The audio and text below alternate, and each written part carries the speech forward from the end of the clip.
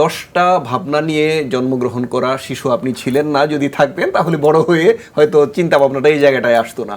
তখন আসলে কি রকম ভাবতেন নাটক, সিনেমা ইত্যাদি নিয়ে? শিশুবেলায় বা শৈশবে তো এরকম ভাবনা অ্যাটলিস্ট অন্য কেউ ভাবে কিনা জানি না, আমার কোনো ভাবনা ছিল না। কৈশোর?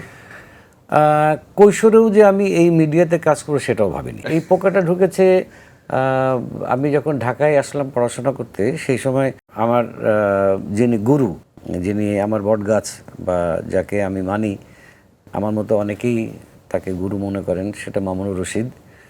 জনাব মামুনুর রশিদের সাথে যখন পরিচয় হলো, তখন আরণ্যক নাট্য দল ছিল।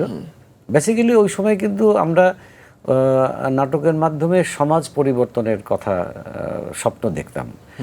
আমাদের নাট্য দলের স্লোগান ছিল, নাটক শুধু বিনোদন নয়, শ্রেণী সংগ্রামের সুতীক্ষ্ণ হাতিয়ার।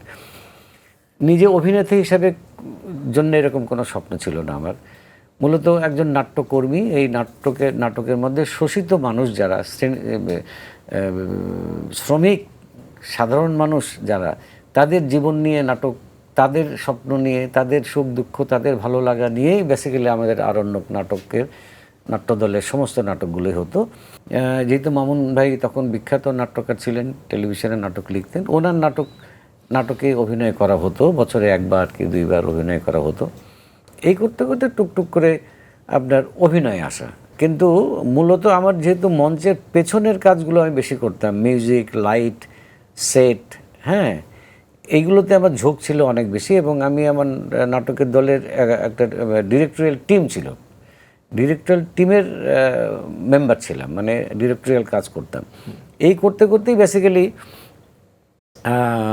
ডিরেকশনে আসা আমার কাছে মনে হয়। কোনো কিছু যে খুব স্বপ্ন নিয়ে, খুব পরিকল্পনা করে আমি আমার জীবনে এগিয়েছি, সেটা কখনোই না, কখনোই না, এবং ইভেন এখনও না।